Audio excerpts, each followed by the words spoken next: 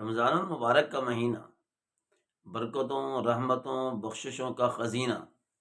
جو ہمارے سروں پہ آ رہا ہے، انشاءاللہ اللہ پاک سے قوی امید ہے کہ وہ ذات بابرکات ہمیں اس مہینے کے فضائل حاصل کرنے تک یا اس مہینے کی تکمیل تک، مکمل ہونے تک ہمیں زندگی عطا فرمائیں گے۔ نبی پاک علیہ الصلوۃ والسلام نے فرمایا کہ یہ مہینہ غمخاری کا مہینہ ہے۔ غمخاری کن سے؟ انسانوں سے بھی، جانوروں سے بھی، چرند پرند سے بھی،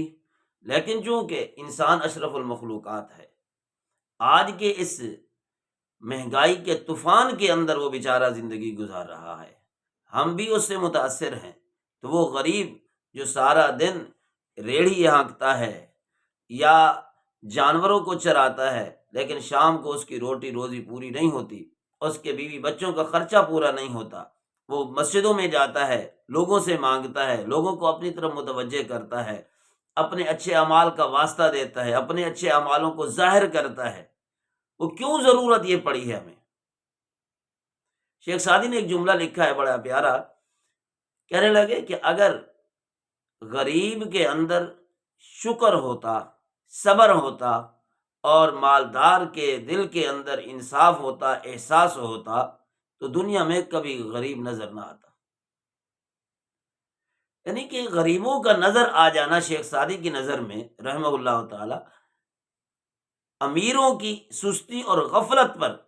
یہ دلالت کرتا ہے کہ تم لوگوں نے صحیح معنوں میں اپنی زکوٰۃ، اپنی اخراجات، اپنی فکر نہیں کی لوگوں کی، جو تمہارے محلے، علاقے، گلی کوچوں کے اندر تمہارے ہمسائے بن کے رہتے تھے،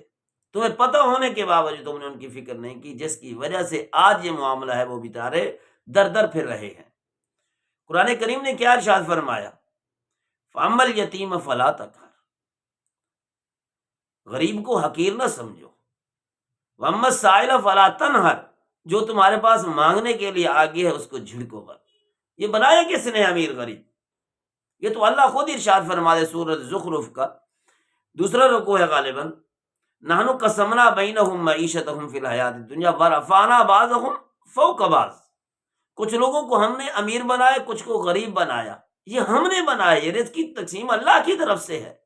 واللہ یہ انسان کی طرف سے نہیں ہے۔ کوئی انسان یہ نہیں چاہتا کہ میں غریب ہوں، لوگ مجھے حقارت کی نظر سے دیکھیں، لوگ مجھے جھڑکیں، یہ اللہ کی دین ہے۔ کسی کو اے سی میں بٹھا کے کھلاتا ہے، اور کسی کو سارا دن ہاکری کرنی پڑتی ہے، لوگوں کی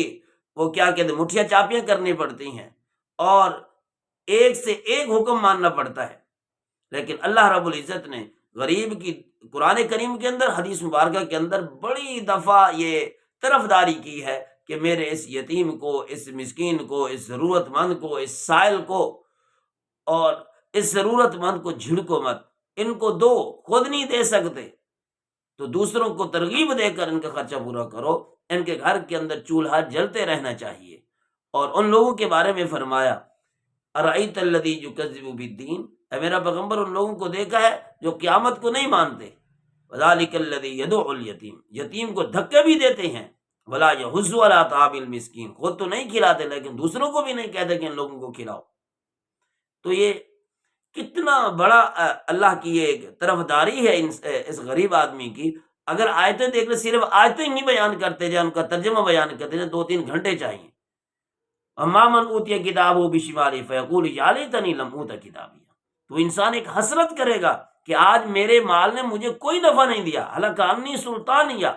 پھر اس کو سزا ملے گی، خذوہ فغلوہ ثم الجحیم صلوہ، جہنم میں ڈالا جائے گا، ثم فی سلسلۃ ذرعھا 70 گز کی زنجیروں کے اندر جکڑا جائے گا، فصل انہ کان لا یؤمن باللہ العظیم، کیوں کہ اللہ پہ ایمان بھی نہیں رکھتا تھا، ولا یحض علی طعام المسکین، اور غریب کو کھانا بھی نہیں کھلایا کرتا تھا۔ ٹھیک ہے، ایک بڑا گناہ اس کا شرک کا ہے، کفر کا ہے، لیکن اس کے ساتھ ہی اللہ نے یہ بھی فرمایا کہ یہ غریبوں کو، میرے بنائے ہوئے مخلوق کو یہ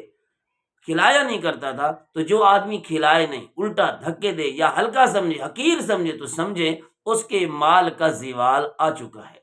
ہمیں حکم ہے کہ اللہ کے راہ میں خرچ کرو، غریبوں کو دھکے نہ دو، بلکہ ان کو مایوس بھی نہ کرو۔ جو تمہارے دروازے پہ بیچارے چل کے آ گئے ہیں تو ان کو یہ نہ سمجھو یہ بیچارے اپنے یہ ان کی اللہ کے ہاں عزت نہیں ہے۔ ممکن ہے کہ اللہ کے ان کی اتنی عزت ہو کہ ہمیں قیامت کے دن کہا جائے کہ ان سے اپنے لیے جنت کے فیصلے کرانے کے لیے ان کی سفارش ہمیں ضرورت پڑ جائے۔ جس طرح ایک حدیث مبارکہ کے اندر آتا ہے کہ وہ لوگ کہ جن کو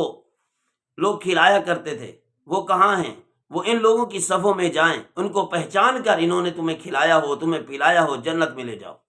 کہتے ہیں وہ لوگ وہ جائیں گے، ان کو دیکھیں گے، وہ پسینوں تک یا منہ یہ پسینوں کے اندر منہ تک غرق ہوئے وہ ڈوبے ہوئے ہوں گے، تو ان کو وہاں سے نکالیں گے اور جنت میں داخل کریں گے۔ اور 500 سال پہلے، حدیث میں 500 سال پہلے یہ مالداروں سے پہلے جنت میں جائیں گے۔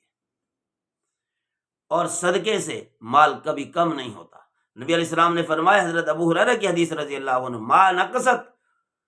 صدقۃ من مال، صدقہ جو ہے مال میں سے کسی قسم کی کوئی کمی نہیں کرتا۔ اور سورۃ قلم کے اندر ان لوگوں کا واقعہ دیکھیں کہ جن کے والد پہلے خرچہ کیا کرتے تھے غریبوں پر، 1 سال کا خرچہ اپنا نکال کے، اپنے گھر کا خرچہ نکال کے، کھیت کا خرچہ نکال کے، باقی وہ غریبوں کو خرچ کر دیتے تھے، اور وہ ان کی اولاد ان کو ان کی زندگی میں بھی روکا کرتی تھی۔ لیکن جب وہ ان کا والد فوت ہو گیا تو انہوں نے آپس میں مشورہ کیا، ولا یستثنون، مشورہ کیا، اور اتنا پکا مشورہ اور معاہدہ کیا، قسمیں کھا کر مشورہ کیا کہ آج ہم کھیت کاٹ جلدی جلدی کاٹ کے آ جائیں گے، صبح کسی کو پتہ نہیں چلے گا، کوئی غریب پہنچ نہیں سکے گا۔ لیکن اللہ فرماتے ہیں کہ ان کی اس بری سوچ کی وجہ سے فطاف علیہا طائف من ربک وہم نائمون، یہ تو ابھی سوئے ہوئے تھے، رات کے ان کا برا مشورہ ہوا تھا، ہم نے پہلے ہی آگ ان کے کھیت پہ گھما دی،